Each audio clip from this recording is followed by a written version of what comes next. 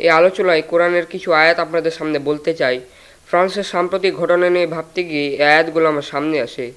এই ধরনের ঘটনাগুলো সংবাদে আসা মাত্রই মুসলিম মন আতঙ্কিত হয়, পক্ষাঘাতগ্রস্ত হয়, ভাবতে থাকে কিভাবে এসবের জবাব দেওয়া উচিত। কোনো মতে একটা ঘটনা ধাক্কা কাটিয়ে উঠতে না উঠতেই আরেকটি দুর্ঘটনা ঘটে, এভাবে হতেই থাকে। এগুলো বিভিন্ন ধরনের ঘটনা। কখনো মুসলিমদের সাথে বিরূপ আচরণ করা হচ্ছে, অথবা কোনো মুসলিম কোনো কাজ করছে। যাই হোক না কেন, আমরা কিভাবে বুদ্ধিমত্তার সাথে এর জবাব দেব বা মোকাবেলা করব, এ নিয়ে প্রায় হতবুদ্ধি হয়ে পড়ি। একজন ব্যক্তি হিসেবে কিংবা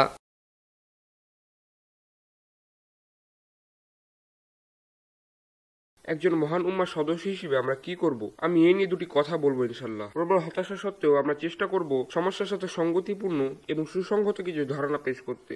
শুরুতেই বলতে চাই, অপরাধীরাই হচ্ছে অপরাধী। এটাই সত্য, সে যে ধর্মেরই হোক না কেন। যখন কেউ এমন কাউকে হত্যা করে যাকে হত্যার কোনো কারণ নেই, তখন হত্যাকারী কোনো ধর্মের এটা কোনো বিষয় নয়। সে মুসলিম হোক, ইহুদি হোক বা খ্রিস্টান হোক, আইন ও মুসলিমদের চোখেও সে একই রকম। কেবল মুসলিম হওয়ার কারণে একজন অপরাধী কম দোষী হয়ে যায় না। মুসলিমরা পরস্পর ভাই ভাই, এই বাণীটিকে দিয়ে আমরা ন্যায় বিচারের মানদণ্ডকে বিভ্রান্ত করে ফেলবো না। আল্লাহ কোরআনে স্পষ্ট করে বলছেন, ন্যায় বিচারের জন্য দাঁড়াও, এমনকি তা যদি আমাদের বিপক্ষেও হয়। যখন কোনো মুসলিম কোনো ভুল করবে, তখন সেটা ভুলই হবে। এর জন্য এলোপাথাড়ি দোষারোপ করা যাবে না। বেশিরভাগ মানুষই ন্যায় বিচারের প্রশ্নে ন্যায় বিচার ও প্রতিশোধ এই দুইয়ের মধ্যে বিভ্রান্ত হয়ে যায়। আমি আপনাদের একটা শিশুসুলভ উদাহরণ দিই। আপনার একটি সন্তান কোনো ভুল করেছে এবং আপনি তাকে বলছেন, এটা কেন করেছো? সে হয়তো জবাবে বলবে, আমি এটা একাই করিনি, ভাইয়াও করেছে। কি বলবেন তখন? আরেকজন করেছে, এই জন্য নিজেও একটা অন্যায় করে ফেলা কোনো যুক্তির বৈধ হতে পারে না। প্রত্যেকে তার নিজের জন্য দায়ী। অপরাধ করে অমুকেও তো করেছে বলা অযৌক্তিক। যার যার অপরাধের দায়ী তার তার। আল্লাহ তাআলা বলছেন, তোমার নিজের বোঝা নিজেকেই বহন করতে হবে। আল্লাহ যেমন আমাদেরকে অন্য কারো কাজের কৃতিত্বটা দেবেন না, তেমন অন্যের অন্যায়ের বিপরীতে আমাদের কথা অন্যায়কেও ছেড়ে দেবে না। আল্লাহ তাআলা বলছেন, তাদের কাছে তাদের অর্জন, তোমার জন্য তোমার অর্জন। দ্বিতীয় যে ব্যাপারটি বলতে চাই, এ ধরনের কাজগুলো অস্বস্তির জন্ম দেয়। যখন কোনো মুসলিম ইসলামের নামে হিংসাত্মক কাজ করে, তখন সমগ্র মুসলিম উম্মাহ এই জন্য লজ্জিত অপমানিত হয়। যদিও আমি কিছু করিনি, আমি অপরাধী নই, কিন্তু ইসলামের নামে এই খারাপ কাজগুলো করা হচ্ছে, অন্তত এই অপরাধীরা তাই দাবি করে। এই ভাবনাটিও বিব্রতকর, অপমানজনক। এগুলোর অর্থ কি? প্রথমত, একটা ব্যাপার বোঝা প্রয়োজন যে আমাদের সামষ্টিকভাবে দায়িত্ব নিতে হবে। এর অর্থ কি? মুসলিম উম্মাহ একটি বিশৃঙ্খলার আপতিত হয়েছে এবং প্রতিটি উম্মাহ সদস্যের একে শৃঙ্খলায় ফিরিয়ে আনার জন্য কাজ করতে হবে। আমাদের প্রত্যেককে যার যার সাধ্য অনুযায়ী কাজ করতে হবে। হ্যাঁ, এটা ঠিক যে সারা দুনিয়ার সব বিশৃঙ্খলা আমরা ঠিক করে ফেলতে পারবো না, কিংবা সব গোড়ামি এবং অন্ধত্বকে একসঙ্গে মিটিয়ে দিতে পারবো না। তবে একটা কথা মনে রাখা জরুরি, কিছু সংখ্যক মুসলিম এই পাগলামিপূর্ণ কাজগুলোকে মন থেকে সঠিক, এমনকি ইসলামিক মনে করেন। এ কারণে এসবের প্রসার হচ্ছে এবং আরো অনেক উৎসাহিত হচ্ছে। আমি 1 দশকের চেয়েও বেশি সময় ধরে ইসলামকে জেনে এই কথা দ্ব্যর্থহীন ভাষায় বলতে চাই, এসব কাজ ইসলামিক তো নয়, বরং ইসলামের সাথে এসবের কোনো দূরতম সম্পর্কও নেই। যথাযথ কারণেই আমি আপনাদের, আমার বন্ধুদের, এমনকি আমার সন্তানদেরকেও এসব অপমানজনক কার্টুন না দেখার পরামর্শ দেই। কারণ এসবের জন্য সময় নষ্ট করা উচিত নয়। শুধু জেনে রাখুন, এসব কার্টুন ঠিক যতটুকু আক্রমণাত্মক, কারণ এইসব কাজ ইসলামের মূল শিক্ষার পরিপন্থী। এখন কেউ ইসলামকে অপমান করে নোংরা অপপ্রচার করছে, আর আপনিও তখন এই জবাবে ঘৃণা ছড়াচ্ছেন, হত্যা ও অবিচারের পথ ধরছেন, আর একে বলছেন দিন। এটা অপরাধ, এর জন্য আমাদের দায় আছে। দ্বিতীয়ত, এইসব লোকের কাজের জন্য যৌক্তিকতা নেই। কেউ কেউ কাব বিন আশরাফকে উদ্ধৃতি করেন, যিনি আল্লাহ রসুল সাল্লাল্লাহু আলাইহি ওয়াসাল্লামের সময় আরবদের একজন বিখ্যাত ইহুদি কবি ছিলেন। আল্লাহ রসুল সাল্লাল্লাহু আলাইহি ওয়াসাল্লামের প্রতি তার অকৃত্রিম শত্রুতা ছিল, যার কারণে সে মুসলিমদেরকে অসংখ্যবার কোণঠাসা করার চেষ্টা করেছে। তাদেরকেও দিয়ে আল্লাহ তার রাসূল শিক্ষার বিপরীত কাজ করার প্রচারণা দিয়েছেন। তার ব্যাপারে আল্লাহর আয়াতেও এসেছে, অর্থাৎ সে সাধারণ কোনো শত্রু ছিল না। কিছু লোক তার ব্যাপারটি বুঝতে পারত না, কারণ সে কবি ছিল। সে কেবলই রাসূল সাল্লাল্লাহু আলাইহি ওয়াসাল্লামের বিরুদ্ধে মুসলিম মহিলাদের নামে নোংরা কবিতা লিখত। আচ্ছা, ধরুন কেউ আপনার মা, বোন, কন্যাকে নিয়ে নোংরা কবিতা লিখছে, তখন তার সাথে আমরা কি করব? কেউ কেউ ঘটনাটিকে এভাবে বর্ণনা করেন, রাসূল সাল্লাল্লাহু আলাইহি ওয়াসাল্লাম ঘোষণা দেন কে কাবকে হত্যা করতে পারবে, আর শেষ পর্যন্ত তাকে হত্যা করা হয়। যেহেতু সে রাসূল সাল্লাল্লাহু আলাইহি ওয়াসাল্লামের বিরুদ্ধে কবিতা লিখেছে, এই অপরাধে তাকে হত্যা করা হয়েছে। সুতরাং আপনিও এমনটি করতে পারেন না। এখন এই সিদ্ধান্ত নেবেন না, আপনি এটা বলতে কিংবা করতে পারেন কিনা ভেবে দেখা যাক। কাব হলো সেই লোক যে আল্লাহ রাসূল সাল্লাল্লাহু আলাইহি ওয়াসাল্লামকে হত্যার ষড়যন্ত্র করেছিল। সে নবীজির খাবারে বীজ দেওয়ার চেষ্টা করেছিল।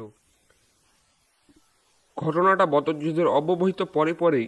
আবু সুফিয়ান তখনও ইসলাম গ্রহণ করেননি। কাব আবু সুফিয়ানের সঙ্গে বেশ কয়েকবার গোপনে আল্লাহর নবীকে হত্যার চেষ্টা করে। মদিনা অবস্থান করে সে মদিনার শাসক মুহাম্মদ সাল্লাল্লাহু আলাইহি ওয়াসাল্লামকে হত্যার চেষ্টা করেছে। এক্ষেত্রে সে রাষ্ট্রের শত্রু, রাষ্ট্রের অধিকার আছে তাকে মৃত্যুদণ্ড দেওয়ার। সুতরাং এই ব্যক্তির সমস্ত জীবন দিয়ে সে আল্লাহ রসুল সাল্লাল্লাহু আলাইহি ওয়াসাল্লামের সাথে যে শত্রুতা করেছে সেটা শাস্তি তাকে দেওয়া হয়েছিল, কেবল তার লেখা কবিতার কারণে নয়। সুতরাং আজকেও যদি ভেবে থাকেন শুধু কোরআনের বিরুদ্ধে লিখেছিল বলেই তাকে হত্যার আদেশ দেওয়া হয়েছে, তাহলে এটা নেহার পাগলামি। এটার মাধ্যমে আরও একটা বিষয় প্রমাণ হয় আজকের মুসলিমদের চিন্তার জগৎ এত সংকীর্ণ যে কোরআন ও নবী রাসূলের রেখে যাওয়া জ্ঞান এত বিস্তৃত হওয়া সত্ত্বেও মাত্র একটা বিচ্ছিন্ন ঘটনাকে দলিল হিসেবে ব্যবহার করে কাউকে হত্যা করা অবৈধ ভেবে নেয়। রাসূল সাল্লাল্লাহু আলাইহি ওয়াসাল্লামের শিক্ষাগুলো নিয়ে তাদের সামনে হাসি তামাশা করা হচ্ছে। আল্লাহ যাকে বলছেন উস্তুহজিরা বিরুসুলিম মিন ক্বাবলিক, আল্লাহরে উল্লেখ করেছেন, অর্থাৎ এটি কোনো মামুলি বিষয় নয়। মুসলিমদেরকে এ নিয়ে আগেও ঠাট্টা বিদ্রুপ করা হয়েছে। আল্লাহ তাআলা সূরা আল ইমরান 186 নম্বর আয়াতে বলছেন, অবশ্যই তোমরা কষ্ট দেওয়ার কথা শুনবে যারা তোমাদের পূর্বে কিতাব পেয়েছে এবং যারা মুশরিক তাদের থেকে, আর যদি তোমরা ধৈর্য ধরো ও তাকওয়া অবলম্বন করো তা হবে দৃঢ় সংকল্পের কাজ। অর্থাৎ আহলে কিতাব বা কিতাবপ্রাপ্ত ও শিরকারীদের কাছ থেকে অনেক কষ্ট কথা শুনতে হবে তোমাদের। এই আয়াতটি এসেছিল উহুদ যুদ্ধের পর, আর আল্লাহ এই জন্যই এখানে সাবধান করে দিচ্ছেন তাদের কাছ থেকে মুসলিমদেরকে উস্কানিমূলক ঘৃণা সংবলিত কর্দ ভাষাও শুনতে হবে। এর জবাবে কি করতে হবে? হত্যা? অবশ্যই না। যদি তোমরা ধৈর্য ধরো ও তাকওয়া অবলম্বন করো তা হবে দৃঢ় সংকল্পের কাজ। অতএব সমস্ত কুরআন, সকল নবী রাসূলদের রেখা যা দৃষ্টান্ত সব ভুলে যেতে হবে। এমনকি আমাদের রাসূল সাল্লাল্লাহু আলাইহি ওয়াসাল্লামের উদাহরণ, যেখানে তাকে মুখোমুখি অপমান করা হয়েছে, অভিশাপ দেওয়া হয়েছে, অথচ তার মুখের হাসি এতটুকু কমেনি, আর সেই শিক্ষাকেও স্থগিত বলবেন কেবল একটি হত্যাকে বৈধ করার জন্যে? আমি শুধু মুসলিমদেরকে বলছি, আপনার মাথায় যদি এই জীবনও থাকে যে তারা যা করছে তা কোনোভাবে ইসলামী, দয়া করে এই ভাবনাটিকে আপনার সমস্ত চিন্তা থেকে বের করে দিন। আল্লাহর দেওয়া কিতাব পড়ুন, আল্লাহ রসুল সাল্লাল্লাহু আলাইহি ওয়াসাল্লামের জীবনী পড়ুন, যার পক্ষ থেকে আপনি কথা বলছেন, যার পক্ষ থেকে প্রতিবাদ করছেন, অথচ আপনি জানেন না কিভাবে তা করছেন। প্রথম পয়েন্ট এটাই ছিল, অপরাধীরাই অপরাধী, যে কোনো অবস্থাতেই হোক না কেন। এমনকি তারা যদি ধর্ম রক্ষার ভানও করে তবুও তারা অপরাধী, এ নিয়ে কোনো তর্ক নেই। তৃতীয়ত, সত্যিকারের অর্থে আমাদের রাসূল সাল্লাল্লাহু আলাইহি ওয়াসাল্লামের ব্যাপারে কিংবা কোরআনের ব্যাপারে এসব ঘৃণ্য কথাবার্তা, বক্তৃতা, ভিডিও খুবই আক্রমণাত্মক। যখন যে কোনো মানুষকে, এমনকি মুসলিমদের কাছে পবিত্র বলে গণ্য এমন ব্যাপারগুলো অপমান ও তুচ্ছ করা হয়, তখন সে মানুষের অপমানবোধ করার অধিকার আছে। এমনকি যদি এই অপমান তাদেরকে আঘাত না করে, তার অর্থ হলো তার কোনো আত্মমর্যাদা বোধ নেই।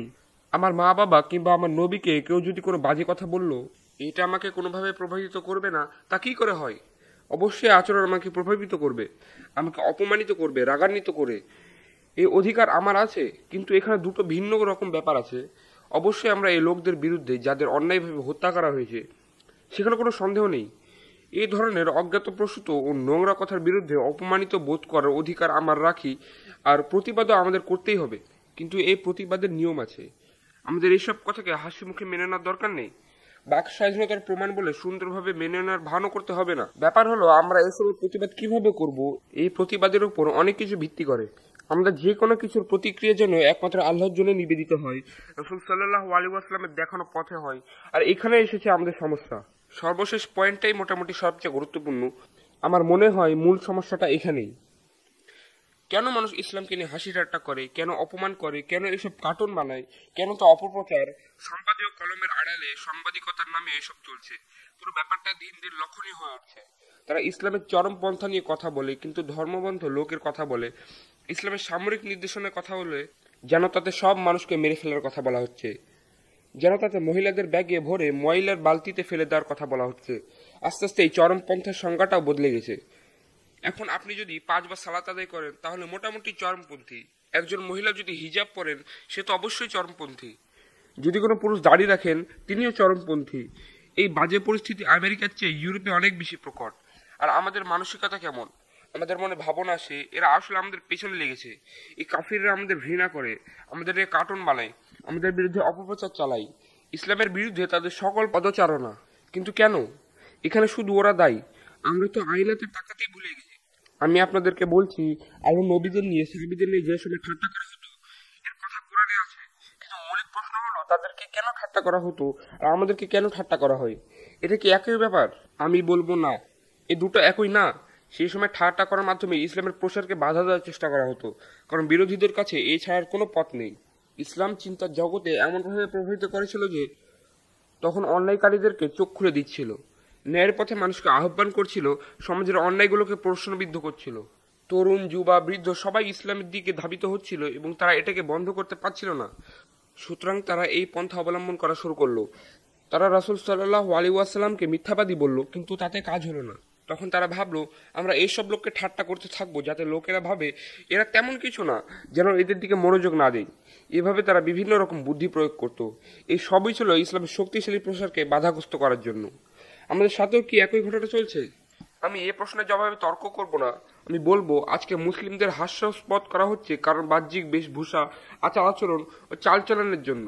আমাদের সমাজ ব্যবস্থা কেমন, আমরা যেখানে থাকি সেই এলাকাগুলো কেমন, আমাদের ঘর বাড়ি কেমন, আমাদের ব্যবসা বাণিজ্য, সরকার ব্যবস্থা কেমন, আমাদের লেনদেন কেমন, এইসবের উপরও নির্ভর করে আমাদের সাথে কিরকম আচরণ করা হবে। আপনি যদি দুর্নীতির উদাহরণ দেখতে চান তাহলে একবার মুসলিম বিশ্বে ঘুরে আসুন। এমনকি আল্লাহর ওয়াস্তে হলেও মসজিদের পার্কিং লটে সভ্য আচরণ করাও আমাদের জন্য কঠিন। কেবল নামাজে কাতার সোজা করে দাঁড়ানো জরুরি বলে সোজা হয়ে দাঁড়ায় নয়, এর বাইরে আর কোথাও লাইন করে দাঁড়ানো আমাদের জন্য অসম্ভব। মৌলিক সৌজন্যবোধটুকু আমাদের হারিয়ে ফেলেছি। মুসলিম সভ্যতা কাকে বলে আমাদের ইতিহাস বলতে ভালোবাসি। মুসলিমরা একসময় জ্ঞান বিজ্ঞানের শীর্ষে ছিল। দুনিয়ার সেরা বিশ্ববিদ্যালয়গুলো পরিচালনা তারাই করত। সারা দুনিয়া থেকে মানুষ বাগদাদে জ্ঞান শিক্ষার জন্য আসতো। ইউরোপ যখন সাহিত্য হারিয়ে ফেলেছিল, মুসলিমরা তা ধরে রেখেছিল। মুসলিমদের কাছে তারা শিখতে এসেছিল ইত্যাদি। কিন্তু এখনকার ব্যাপার কি করছি আমরা? কি করে দেখিয়েছি দুনিয়াকে? কোনো কিছু ধ্বংস করে উড়িয়ে দিলে কিংবা কোনো ঝামেলা তৈরি করলেই কেবল আমরা খবরের শিরোনাম হই। অন্য কারো দৃষ্টিতে একবার দেখুন তো মনে হবে না এই মানুষগুলো উদ্ভট? পশ্চিমা মুসলিমদের কথা একবার ভাবুন। আমি আমেরিকা, ইংল্যান্ড এবং অস্ট্রেলিয়া মুসলিমদের সাথে কথা বলেছি। আমাদের চিন্তা ভাবনাগুলো এত অদ্ভুত, সুবহানাল্লাহ। কিন্তু মুসলিম ব্যবসায়ী বলেন, আমি কাফির সরকারের ট্যাক্স দিই না। তাই, কিন্তু যখন আপনি মদ বিক্রি করেন তখন ইসলামকে দেখতে পান না। কেবল ট্যাক্সের বেলায় আপনার নীতি ওয়ালা ওয়ালা বারাহ বা আল্লাহর জন্য ভালোবাসা ও ঘৃণার নীতি। এইসব মুসলিমদের নৈতিক মান নিয়ে একবার ভাবুন তো। তারা শ্রমিকদের যথার্থ মজুরি দিচ্ছে না, স্ত্রীদের মোহর দিচ্ছে না। যখন নিজেদের ঘরগুলোতে ন্যায় বিচার নেই তখন তারা অভিযোগ করে যাচ্ছে সারা দুনিয়ার ন্যায় বিচার নেই বলে। তাহলে মানুষ কেন ইসলামের দিকে আকৃষ্ট হবে? একটি আয়াত উল্লেখ করতে চাই যেটি এখন মুসলিম উম্মার জন্য ভীতিকর। আমাদের রব আমাদেরকে ফিতনা বানিয়ে দিয়েন না, অবিশ্বাসীদের জন্য আমাদেরকে ভোগান্তের কারণ বানিয়ে দিয়েন না। এই আয়াতের একটি অর্থ হলো আমাদেরকে তুচ্ছ বিব্রতকর বানিয়ে দিয়েন না। ইসলাম থেকে যেন এতটা দূরে সরে না যাই যাতে অমুসলিমরা বলবে ইসলাম নিয়ে কি বলবো অথবা কেন মুসলিম হব। এমন লোকদের মতো হয়ে যাওয়ার জন্য কি মুসলমান হব? ওরা যখন আমাদেরকে আঘাত করে তখন ওরা অন্যায় করে, আমরা অন্যায় করি, কিন্তু তখন আমরা আয়নাতে তাকালে ভুলে যাই। এই আয়নায় নিজেদের দেখার কাজটি এখনই সেরে ফেলা উচিত। তাহলেই আমরা অভিযোগ করা বন্ধ করতে পারবো। আমরা লা ইলাহা ইল্লাল্লাহতে বিশ্বাসী, আমাদের সঙ্গে আল্লাহ আছেন, তার সাহায্য যে কোনো সমস্যার চেয়ে বড়। সমস্যা কেবল এটাই যে আমরা যে সাহায্য চাই না। আল্লাহর সাহায্য আপনা আপনি আসে না, একে অর্জন করতে হয়। সেজন্য আমাদেরকে নিজেদেরকে বদলাতে হবে। নিজেদের পরিবার, ঘরগুলো, ঘরের চারদিক, ঘর পরিবেশ সবকিছু পরিবর্তন আনতে হবে।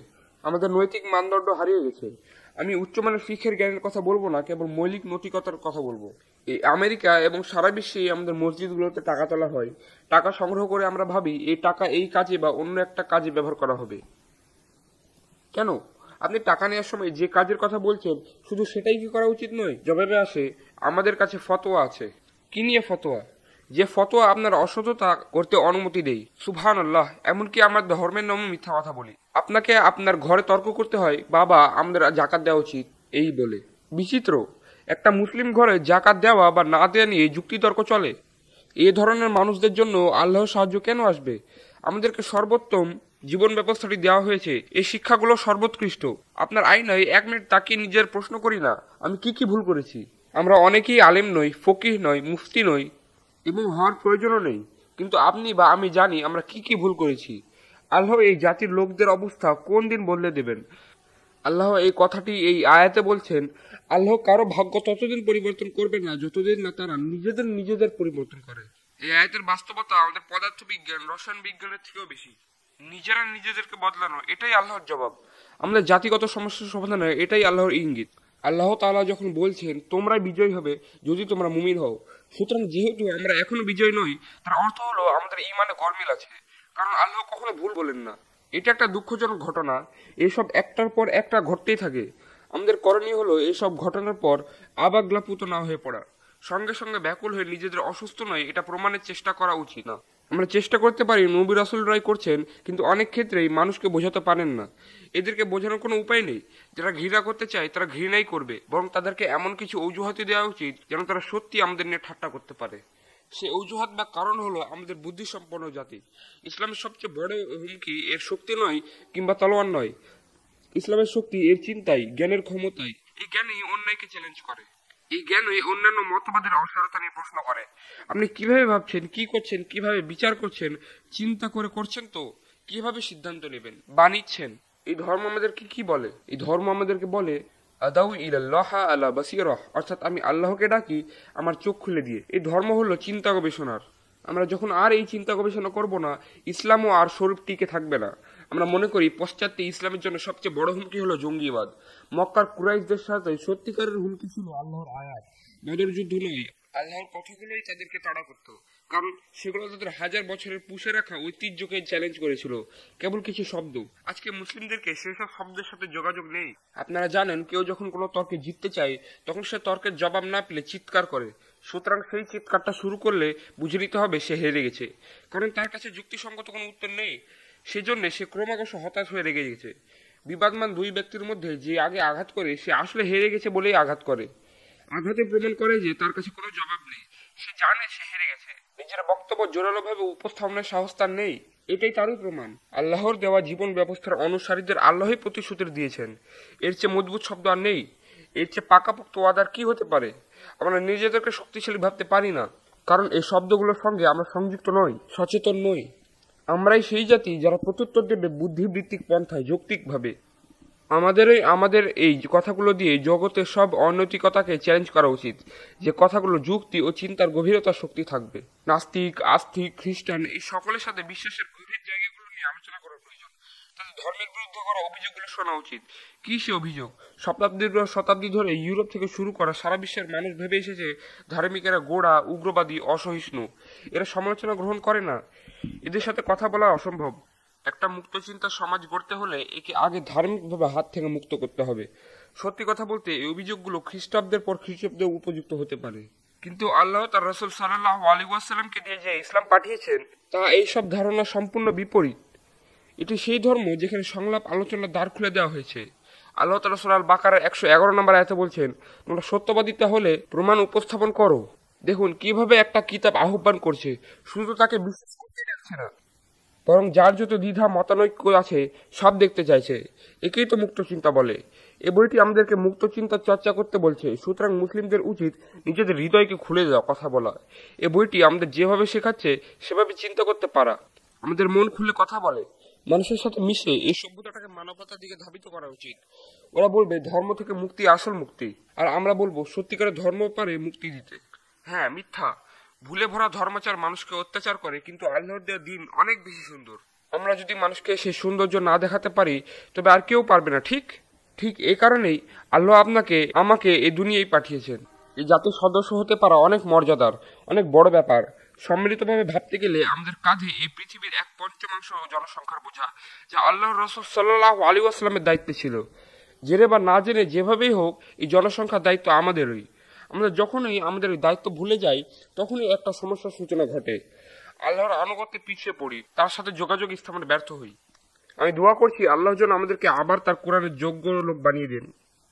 আল্লাহ যেভাবে চান আমরা যেন সেভাবে ভাবতে পারি। আমাদের সামাজিক জীবনে, ব্যবসায়িক কর্মকাণ্ডে, ব্যক্তিগত জীবনে, বক্তৃতায় সেই চরিত্রকে ফুটিয়ে তুলতে পারি, যেন প্রমাণ দেখাতে পারি কেন ইসলাম একটা যথার্থ ও সুন্দর জীবন ব্যবস্থা। আল্লাহ তার নির্দেশনার আলোয় আমাদের হৃদয়গুলো আলোকিত করে দেন, আমাদের অন্তরগুলোকে ক্রমশ শক্তিশালী করে দেন। আধারে ডুবে থাকা জাতিকে আলোর পথ দেখাতে আমাদের তরুণদের সত্যিকারের নেতা বানিয়ে দেন।